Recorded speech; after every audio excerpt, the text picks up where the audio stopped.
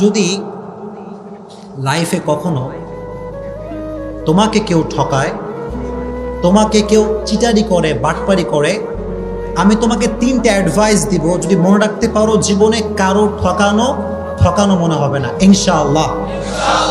যদি লাইফে একদম আমার চোখে চোখ রাখো যুবকরা, যদি তোমার গার্লফ্রেন্ডও ঠকায়, তোমার বন্ধু ঠকায়, যেই ঠকাক না কেন, 3টা অ্যাডভাইস মনে রাখবো। যদি বলো কয়টা অ্যাডভাইস?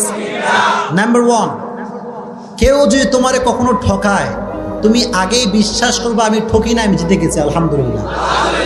কারণ মানুষ যে মানুষকে ঠকায়, এর সবচেয়ে বড় মাধ্যম হচ্ছে মিথ্যে কথা, মিথ্যে আশ্বাস, মিথ্যে ছলনাময় ভালোবাসা।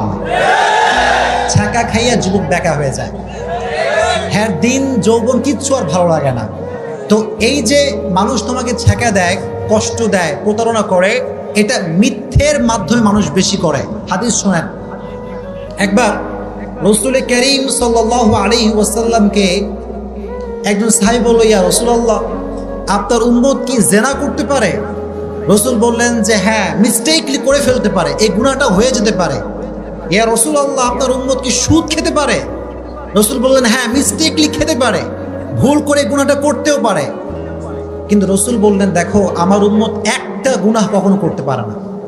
একটা গুনাহ যদি কোনো উম্মত করে, সেই উম্মত আমার উম্মত থাকবে না। সেটা কি?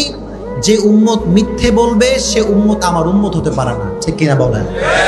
তো যে আপনার সাথে বাটপারি করছে, সে নবীজির উম্মত থেকে বের হয়ে গিয়েছে। আর আপনি যদি ধৈর্য ধারণ করতে পারেন, আল্লাহর উপর তাওয়াক্কুল করতে পারেন, ইন্নামা ইউওয়াফাস সাবিরুনা আজরাহুম বিগাইরি হিসাব, যে ব্যক্তি সর্ব অবস্থায় ধৈর্য ধারণ করবে, কিয়ামতের কঠিন ময়দানে আল্লাহ তাআলা তাকে বলবেন তুমি দাঁড়াও।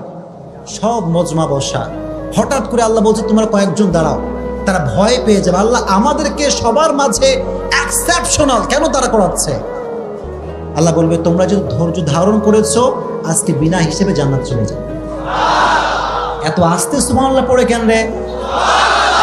আর একটু জোরে পড়েন সুবহানাল্লাহ। তাহলে কেউ আপনার ঠকাইলে আপনি ঠকছেন না জিতছেন? Number 1 advice. নাম্বার 2 অ্যাডভাইস হচ্ছে, যখনই ঠকবেন, কষ্ট পাবেন, আগেই পড়বেন আলহামদুলিল্লাহ। এত আস্তে কেন? জোরে পড়েন আলহামদুলিল্লাহ। কেন আলহামদুলিল্লাহ? শুনুন, হতাশ হবেন না। এই যে মানুষ আমাদেরকে ঠকায়, একটা উপকার হয় কি জানেন? মানুষকে চিনতে পারে যে কোনটা ধোঁকাবাজ আর কোনটা ভালো মানুষ। এটা জীবনকে আরো সামনে এগিয়ে দেয়। एंड यू नो, जिंदगी में कभी कभी आगे बढ़ने के लिए एक कदम पीछे भी जाना पड़ता है।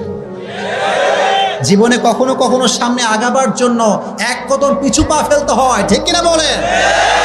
মিজানুর রহমান আজহারি বলেছিল, আধারে ভয় পেও না, আলো আছে আড়ালে, অন্ধকার পালিয়ে যাবে তুমি উঠে দাঁড়ালে।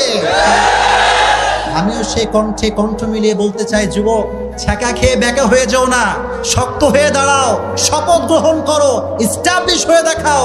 আর যে মানুষ তোমাকে ধোঁকা দিচ্ছে, আগামীকাল সে আফসোস করতে করতে মরবে। এই জন্য যখন কেউ চিট করবে, পড়বা আলহামদুলিল্লাহ, পারা যাবে ইনশাআল্লাহ। এন্ড লাস্ট অ্যাডভাইস, এটা বলে আমি আলোচনায় ফিরে যাব ইনশাআল্লাহ। যদি কখনো তোমাকে কেউ ঠকায়, মনে রাখবা যে মানুষকে ঠকায়, সে তার লাইফে সুখ খুঁজে পায় না। ঠিক না? অনেকে বলে হুজুর যে ঠকায় সে খুব ভালো থাকে, হুজুর বিন্দাস ঘুরে বেড়াচ্ছে, কোনো টেনশন নাই। আরে ভাই, he hasn't peace of mind, he hasn't peace of heart। মানুষকে যখন মানুষ কষ্ট দেয়, আল্লাহ তার মানুষের মনের যে প্রশান্তিটা কেড়ে ফেলে। এই জন্য যে আপনাকে কষ্ট দিচ্ছে, সে আসলে জিতে নাই, সে হেরে গেছে। জিতছে না হারছে? এই জন্য সবসময় যত দুঃখ আসুক, যত কষ্ট আসুক, সবসময় পড়বেন আলহামদুলিল্লাহ। এই কুমিল্লা মানুষের মরা কেন তুমি বুঝলাম না? পড়েন না আলহামদুলিল্লাহ। ওয়ালা সাউফা ইউতিকা রাব্বুকা ফাতারদা। তুমি যদি বিশ্বাস এবং ভরসা আল্লাহর উপরে করতে পারো, অচিরেই তোমার রব তোমাকে এমন কিছু দিবে, তোমার জীবনের সমস্ত দুঃখ কষ্ট আল্লাহ তাআলা দূর করে দিবে। সুবহানাল্লাহ পড়েন। এই জন্য যুবক ভাইরা, ছাকা খেয়ে বেকা হয়ে যাবে, এই কথা মনে থাকবে তো ইনশাআল্লাহ। আমি আসছি মোটিভেট করার জন্য, আমার কাজই তো এইটা। কি আমার ওয়াজ আপনারা শোনেন নাই?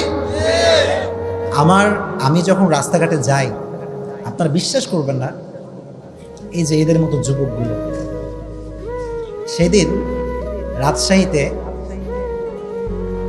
আমি থাকি কোথায়, কাছে না দূরে, অনেক দূরের মানুষ আমি। তো কুমিল্লা আসলে মনে হয় যে আমি নিজের জেলায় আসছি, এত ভালোবাসে কুমিল্লার মানুষ। তো আমি বাইক নিয়ে গেছি বাইরে রাস্তায়, শোনেন ভালো করে শুনবেন। তো আমি লেখালেখি করতেছি যে কি ওয়াজ করা যায়, লেখালেখি করতেছি। হঠাৎ করে একজন যুবক পা ধরে কান্না শুরু করছে। আমি নিজেই ভয় পেয়ে গেছি, পা ধরে আর ছাড়ে না। গ্রামের ভিতরে আমি নিজেও ভয় পেতেছি, এই ছেলেটা কে, এরকম কাঁদতেছে কেন। বলতে হুজুর আপনি এখানে কি করেন, আপনার ওয়াজ শুনে আমার পুরো জীবনটাই পরিবর্তন হয়ে গেছে। আমি বললাম যুবক আমার কোন কথা তোমার গায়ে লাগছে? হুজুর আপনি একটা কথা বলছিলেন যে ভুল মানুষকে ভালোবেসে আফসোস করা যাবে না। তো বলছে হুজুর জীবনে এই মিস্টেকটা আমি করছি। তো করার পরে আমার পুরো জীবনটাই শেষ হয়ে গেছিল, মদ গাঁজা বিড়ি খেয়ে অবস্থা খারাপ, যে ভালোবাসা মানুষ পাইলাম না কেন রে, হ্যাঁ জীবন যেমন সব শেষ। তা আমি যখন বলছি আফসোস করা যাবে না, তখন সে এই লাইফটা থেকে আল্লাহর পথে ফিরে আসছে। এজন্য আজকে যে কথাগুলো বলবো এটা শুনে আল্লাহর পথে ফিরে আসতে হবে। রাজি আছেন ইনশাআল্লাহ?